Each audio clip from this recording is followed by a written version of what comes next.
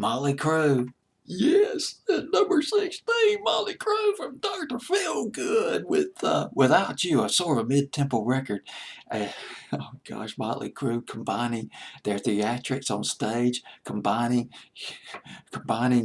punk, heavy metal, hair metal, glam, Looks That Kill. I remember the first song I remember by them was Looks That Kill in the spring of 1984. The FM radio stations would not play that. The top 40 stations would not play it. It was too hard. But they don't play the good rock and roll records. They didn't. And Your Mama Don't Dance. Now, that was a big mass appeal record for them. That was 1985. And Girls, Girls, Girls back in the summer of 87, man, it was a rapturous rock and roll record. The way their guitars just, well, they just sang.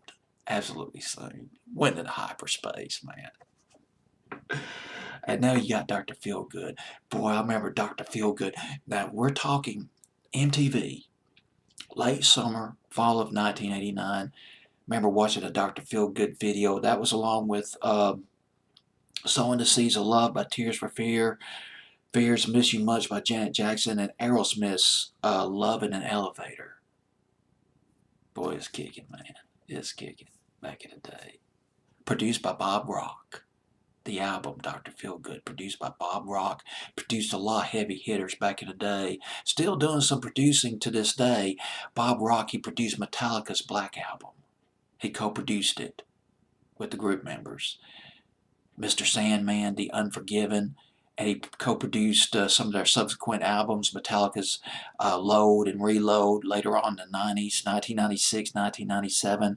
He's worked with Offspring, Our Lady Peace, Tyle Bachman. Remember Tyle Bachman? The song She's So High? The song She's So High back in the spring and summer of 1999. What a lovely video. The album, Tyle Bachman's album, produced or co-produced by Bob Rock. Bob Rock found Mötley Crüe a little bit difficult to work with. And of course, the band members had their differences and they had their fights. And let me read you a quote from Bob Rock. If I can find it, bear with me. Let me see if I can bring up that quote Bob Rock said about working with Mötley Crüe. He found them a challenge to work with. And here's what he said, quote unquote.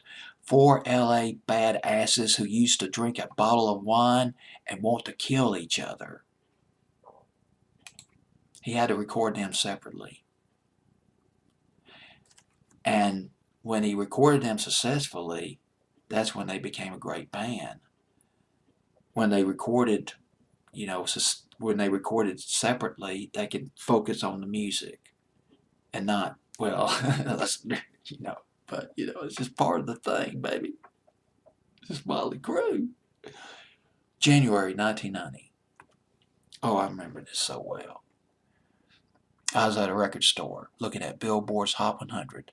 It was the first or second week of January 1990.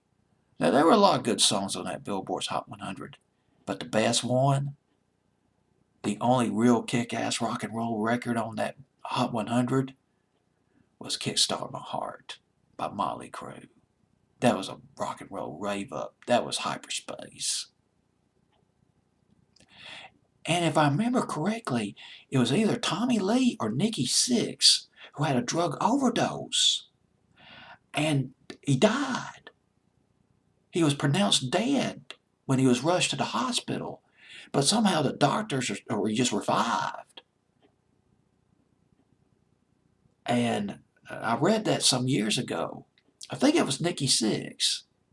Maybe it was Tommy Lee, but either way, I mean, it's part of the folklore of Mötley Crüe. And so, another great song. Oh gosh, Don't Go Away Mad? God, I got into that. That was off of Dr. Feelgood.